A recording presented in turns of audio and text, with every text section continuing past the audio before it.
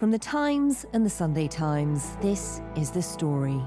I'm Manveen Rana.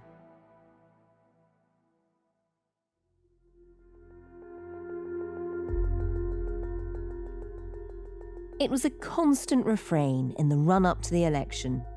Donald Trump would end the war in Ukraine in a day. That is a war that's dying to be settled. And what I'll do is I'll speak to one, I'll speak to the other, I'll get them together. That war would have never happened. So perhaps it was unsurprising that one of the first leaders to pick up the phone and congratulate the man who'll be the 47th president of the United States was President Zelensky. Today is truly a special day, and one news story is attracting attention worldwide: the absolutely convincing result of the elections in America. The clear leadership of President Trump. I congratulate him on this victory. What was perhaps more surprising was President Putin's response. Despite their previous bromance, Putin waited 2 whole days to congratulate Donald Trump, and even then, only in comments to the press. And when it was reported that a phone call had taken place between the two, the Kremlin denied it. And then, it just got weirder. Russian state TV started running old topless photographs of the new First Lady, Melania Trump. And the head of Russian intelligence issued this rather ominous statement to a newspaper in Moscow. The election campaign is over. To achieve success in the election, Donald Trump relied on certain forces to which he has corresponding obligations. As a responsible person, he will be obliged to fulfill them. It came as the war in Ukraine enters its 3rd winter, with Ukrainian troops facing freezing temperatures and relentless Russian attacks. Давай чуть-чуть поработай, чуть-чуть. Хорош, остановись. Танки пошли. Оба! What will a Trump victory mean for them?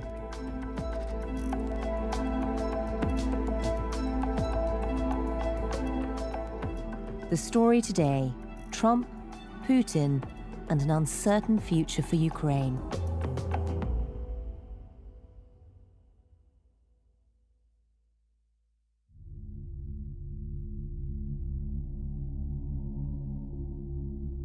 My name's Catherine Philp. I'm the World Affairs Editor for The Times, and I've just come back from my most recent trip to Ukraine, 2.5 years after, I think, my first visit there for this current conflict.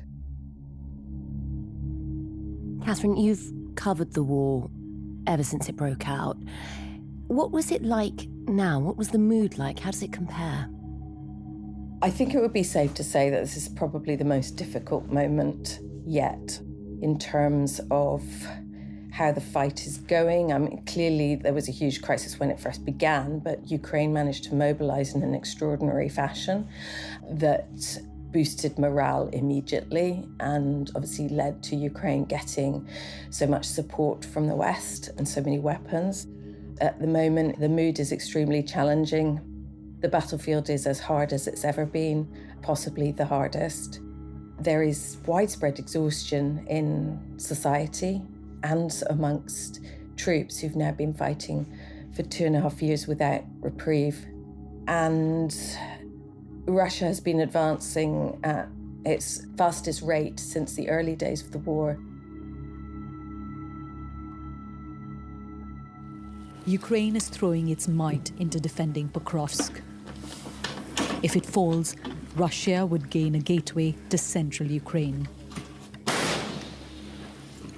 In a bunker nearby, Vadim tells us he knows what's at stake. The Russians are constantly attacking us.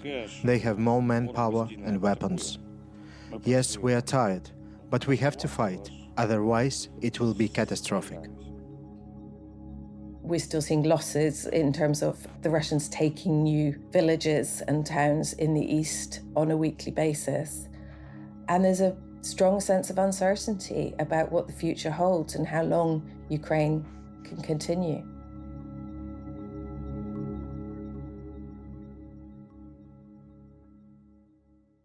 Catherine, it's been almost 1,000 days since Russia invaded Ukraine.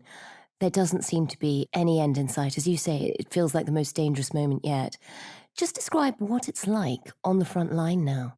Is there any one image or any one memory that you've taken away from this trip of just how hard it is? I think just sometimes the looks that you get in the eyes of Ukrainian soldiers when they're describing this to you.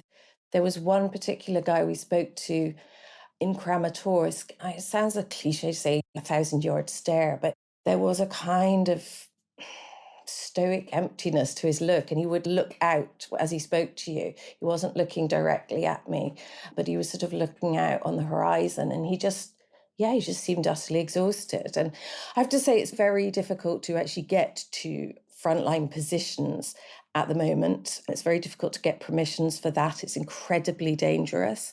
And there's this threat of glide bombs that is being faced along the front line, and of these things, FPV drones, which are drones that are operated by someone who's looking through them as if it was their own perspective, and that will drop ordnance on you. And so there's a lot of nerves about. It was really impossible to actually be in the trenches with people. So what we often had to do was speak to soldiers who were coming back from the front to get something and going back again. So yeah, every time we saw people, it was sort of when they were having a break from this absolutely incessant shell fire and bombings that they were facing further forward. And in terms of the problems that Ukraine faces right now, I mean, you talked about Russia making advances. It feels like they have endless amounts of troops they're willing to throw at the problem. What is it like on the Ukrainian side at the moment? Well, for the time I've been going to Ukraine, it's almost always complaints about the lack of weapons or ammunition, or the fact that they're coming too slowly and stuff. Curiously, that wasn't what people were saying this time. It was about this relentless manpower. Really? Yeah. I have to say that not having access to the Russian side, it is quite extraordinary when the Ukrainians describe it to you, how the Russians can persuade soldiers to fight in this way, because it is a suicidal way of fighting. Now, it's not quite the human waves that we saw last year in Bakhmut when that was taken. They talk about these sort of smaller teams being dispatched to kind of tie up the Ukrainians, dealing with them and trying to find where this group of 4 or 5 people have gone. And then another attack will come from a different side. So essentially, the Russians are losing vast numbers of soldiers, but they seem to be able to replenish them. And Ukraine isn't able to. It's much harder for them. And Catherine, in terms of just the sheer numbers of soldiers that Russia seems to be prepared to throw and lose at the problem, there's been a real twist in the last few weeks, and that's the emergence of North Korean soldiers also joining the side. Tell us about that. Well, as far as we know, they haven't come fully on stream yet. There have been reports from the Ukrainian side that there's been some engagements or exchanges of fire. 50,000 Russian and North Korean soldiers are now massing in Russia's Kursk region, gearing up for a new offensive to drive the Ukrainians out of the territory they seized over the summer. They've been used in the area of Russia, Kursk region, where the Ukrainians have come in and taken control of Russian territory. So that's where they are. We think that there is one kind of forward unit who will be involved in a major Russian counteroffensive to get the Ukrainians out. They will be fighting alongside the Russians, and they're in Russian uniform as well. We were on the other side, the Ukrainian side of the Kursk border, and speaking to drone guys and people to find out if anyone had actually kind of clapped eyes on these guys. And they said, well, the problem is we're not sure if we would know that it was them, because we know they're fighting in Russian uniform. Obviously, it's caused absolute sort of shock and horror amongst the frontline troops. I suppose if you want to put a bright spin on it, you could say, well, Putin's so desperate he has to use the North Koreans. But as another soldier said to me, it's kind of shocking to think now we've got 2 nuclear powers on the battlefield against us. There may only be 11 or 12,000 of them now, but how many more could be called upon if Putin wants to avoid having to mobilize more Russians? He's now got a ready supply of North Koreans, and that is a very daunting prospect if you're on the other end of it. How much has it affected morale? They're being stoic about it, and they say, oh, well, they've never actually fought, so, how good will they be? They are untested. They are untested, and I'm sure that's one of the reasons that Pyongyang has sent them, because North Korean troops haven't fought since the Korean War in the 50s. But I think they are probably going to be more disciplined than the Russians. Many of the Russian soldiers there are contract soldiers, so they're there for 6 months or something. They get quite a lot of money for it too. So, yeah, I think there's nerves about it. Of course there are. And they're fresh, and they may be limitless in the future. Is there any possibility that there might be South Korean help coming for Ukraine? There is a possibility of that, yes. And I would say that it's definitely something the Ukrainians are interested in. I mean, they've long been interested in having any ally whatsoever that they could drum up across the globe. Mm. But the presence of the North Koreans has changed matters, and there are tangible signs that South Koreans might help. They've sent a team of defense attaches to Kyiv to discuss what's happening, and will presumably be sharing what they know about the North Koreans and how they fight. But they have never given lethal aid to Ukraine, and that apparently is now being reconsidered, because their fear is that the North Koreans being in Ukraine is tied to what the North Koreans might do on the Korean Peninsula. And one of the things that, again, they might do is not only use the lessons that their troops have learned in Ukraine and in Russia, they may indeed in the future be able to call in favors from Moscow itself. So it's very threatening for the South Koreans, and I think there's going to be some pretty intensive discussions about how best they can help Kyiv at this point in time.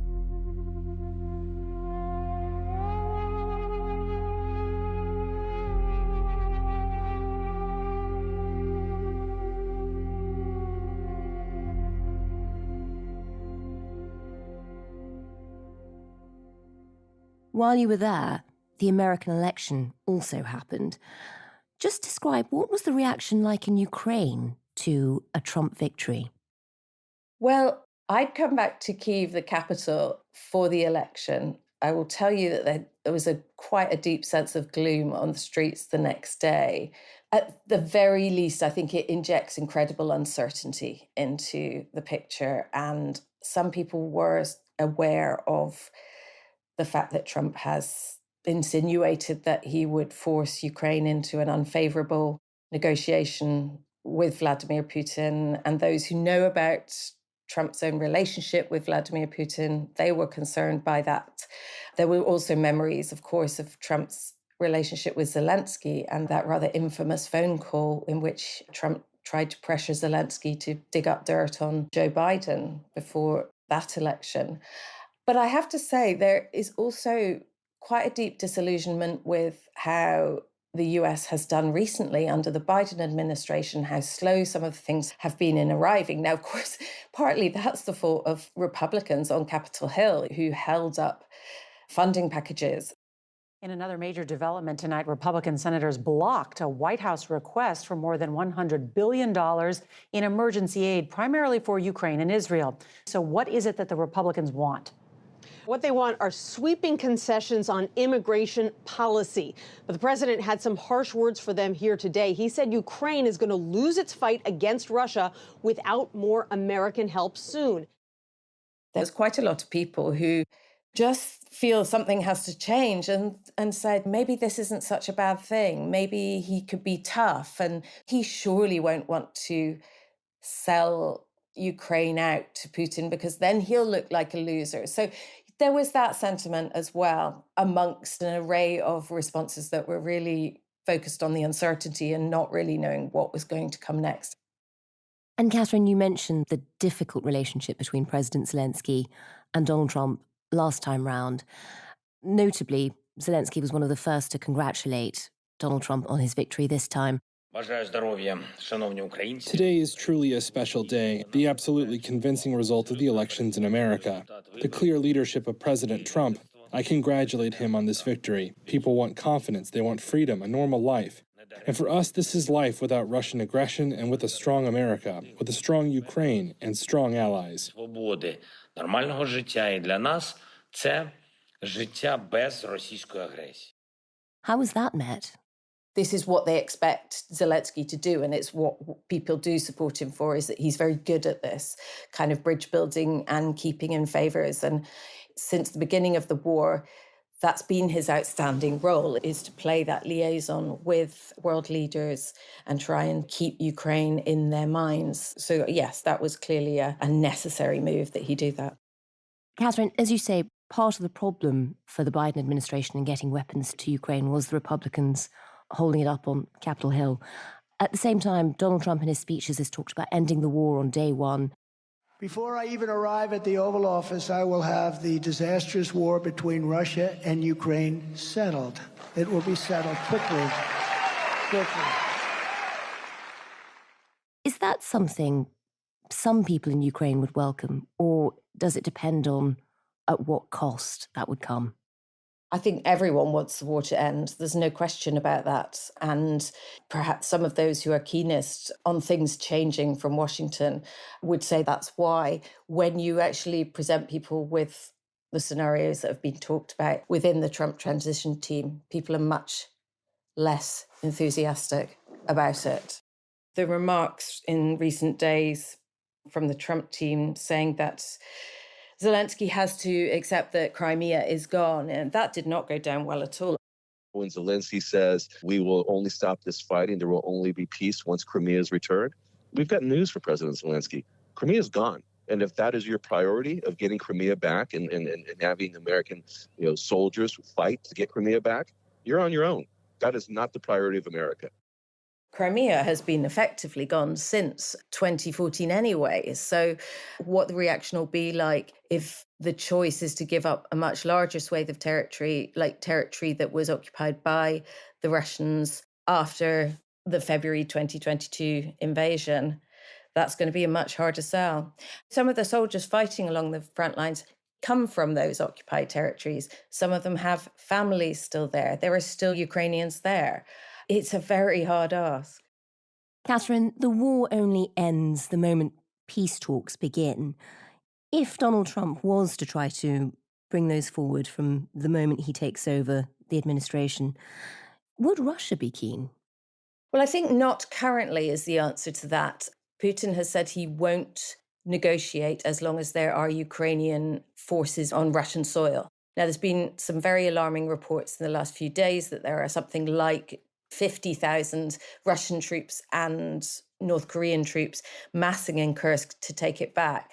It won't be a cakewalk to take it back, but in those kind of numbers, it will happen eventually. So I don't see Putin doing anything until those Ukrainians are out of there. And I don't think he needs to. Now that he knows that Trump's coming back in, he can just carry on pushing and then say that he will talk once he's ready to. And I wouldn't be surprised if the Trump team, despite saying they want to solve it in a day, would just have to suck that up. And it will begin to show you exactly where the balance of power in this relationship is, because there are no talks unless Putin says he's willing to talk. And he's got the upper hand right now. It was interesting that earlier in the conflict, Putin had repeatedly said that he wanted to talk, and it was the Ukrainians that refused to. That has flipped around. Zelensky has said that he is ready. He had another call with Trump that Elon Musk popped up on, who's also presented various ideas for how the conflict might end. And he is, I think, attempting to look like the reasonable one in this, the willing one, the one who's prepared to negotiate. It's Putin at the moment who's not.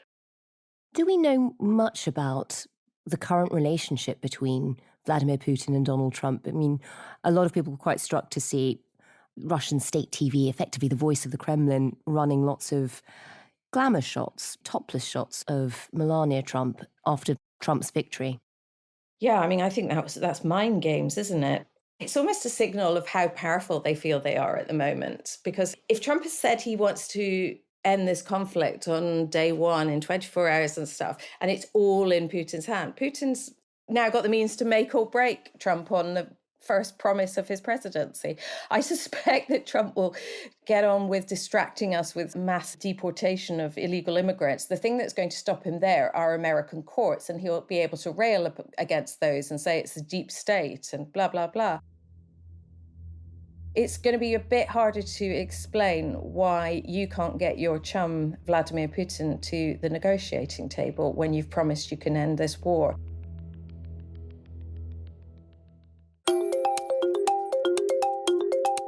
If you're enjoying this episode of The Story, you can listen to more by subscribing to the podcast. It's completely free, and we'll put a link below in the description box for different ways you can follow us.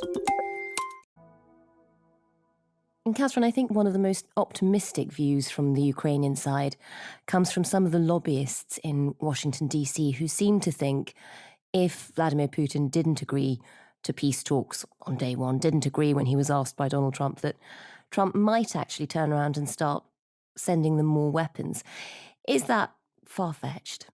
Well, it certainly is the threat, and it's a threat that was outlined in a plan that was drawn up by two Trump advisors, which Trump himself has raised in an interview he did with Fox News in July. This is the notion that he would tell Zelensky that he wouldn't get any more weapons or funds from the US unless he agreed to talk, and that he would tell Putin that unless Putin agreed to talk, he would give Zelensky everything he needs.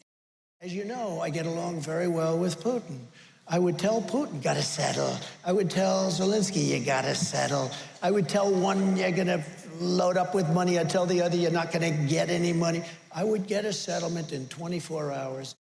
There is one glaringly obvious problem with that bluff is you've just told everyone your strategy of what you're going to do. So it's no longer believable. Trump doesn't like giving people stuff, even if it's allegedly to leverage something. He doesn't like America shelling out for other people's security, as he puts it. I don't see him increasing it, even as part of this complicated bluff. And Catherine, we're starting to get a sense now of who Team Trump will be, who he's appointing to his cabinet. From what we know of the personnel, how do we think that will change his view on Ukraine? How much will that shape the thinking? There were a great number of fears about the kind of caliber of the people who might be prepared to serve in a Trump administration, given how it worked out for the people who worked for him the last time, 95% of whom found themselves unable to back him in this election, and several of whom have written books, accounts of how grim it was to work with Trump, especially on the foreign policy side. Some people like Marco Rubio, who seems to be in line for Secretary of State, seems a slightly more traditional Republican than some feared he might light upon. But what I'm struck by in almost all of these choices is that despite the fact that they were mainstream Republicans before, Trump has remade the Republican Party in his own image. So neoconservatism is not the flavor of the Republican Party anymore. It's isolationism. The people he's picked up, people who have drunk the Kool-Aid and are coming across to the isolationist wing of the party that he leads. Now, Pete Hegseth, the next defense secretary, that is truly a left field choice. Fox News personality Pete Hegseth tapped for defense secretary. Trump posting, with Pete at the helm, America's enemies are on notice. Hegseth, who's appeared on Fox for a decade, is an Army National Guard veteran, an infantry officer who served in Iraq and Afghanistan. He would lead 1.3 million active duty troops. He has combat experience. He's in Iraq and Afghanistan, but obviously quite a lot of people who've gone into politics have become high profile following the Iraq and Afghan wars. Those are people who are deeply disillusioned by American involvement overseas because those campaigns ended so disastrously, or in the case of Iraq, started disastrously too. This is a very firm signal about Trump's isolationism and America First agenda. And then we've also seen that he plans to enact this executive order on day one of the presidency that would allow him to purge disloyal generals from the US military. And that seems to be another extraordinary move to make sure that he is intimately involved in the kind of military decisions that previously presidents would have taken advice from their generals over. And Catherine, it does seem like there's a strong anti-Ukrainian bent with the people he is appointing. I think Pete Hegseth even described this as Putin's "give me my shit back" war, so there's not much sympathy there. If they do end up pulling funding, if they do pull weapons and the sort of aid that they've been sending to Ukraine, what happens next? Can Europe step up and fill the void? Europe has been talking about this most of this year, and they certainly didn't start talking about it early enough. And I think there was a lot of wishful thinking, the hope that it wouldn't be Trump and they wouldn't have to talk about this. Well, they are having to talk about it, and they should have been talking about it long ago, because I think it would be fair to say that Europe has just not done enough in its own defence. So I think that Europe faces several choices. One is, does it have the capacity and the political will to step in to the tune of whatever the Americans would be withdrawing? Secondly, is there any point in doing it? Now, that would be in the case of if Trump were aggressively orchestrating an end to this war. Could Europe continue to fund kind of a different outcome for the war, or a kind of different way of fighting it? I don't think Europe can escape whatever the Trump plan for Ukraine is. They kind of think it needs to come from Ukraine themselves. They kind of think you can't impose this from the outside. It really has to be the choice of the Ukrainian people, how long they keep fighting and what they keep fighting for. I don't see Europe abandoning Ukraine in the way that Trump may well do, partly because of what history tells us about what happens when you negotiate with the Russians. So there were the Minsk agreements, which were supposed to roll back the Russian presence and interference from 2014 in the Donbass. Russia rearmed, prepared, and came back again. And this is something you will hear in Ukraine all the time about doing a deal, were such a deal to be done. They don't trust the Russians, and the agreements that people strike with Russia are, view of most Ukrainians, not worth the paper they're written on.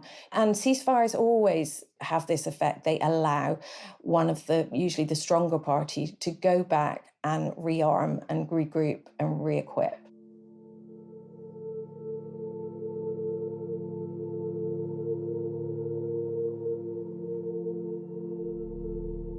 Catherine, having been on the ground and also seeing the clouds of geopolitics shifting, what are your predictions for how this plays out over the next year? I think this will be a very tough winter. A lot of people are going to be very cold and literally in the dark this winter. I think Trump is going to come up against the realities of exactly how difficult it is to end a conflict like this. I think 2025 is an absolutely critical year for the war. I think it is the year in which either Russia or Ukraine or both would really no longer be able to keep fighting. Most wars end with negotiation, not all of them. Look at the Koreas. Sometimes people just stop fighting and it's never really resolved. This is really the most important year ahead that there's been. With Trump in the hot seat, let's see how committed he is to this.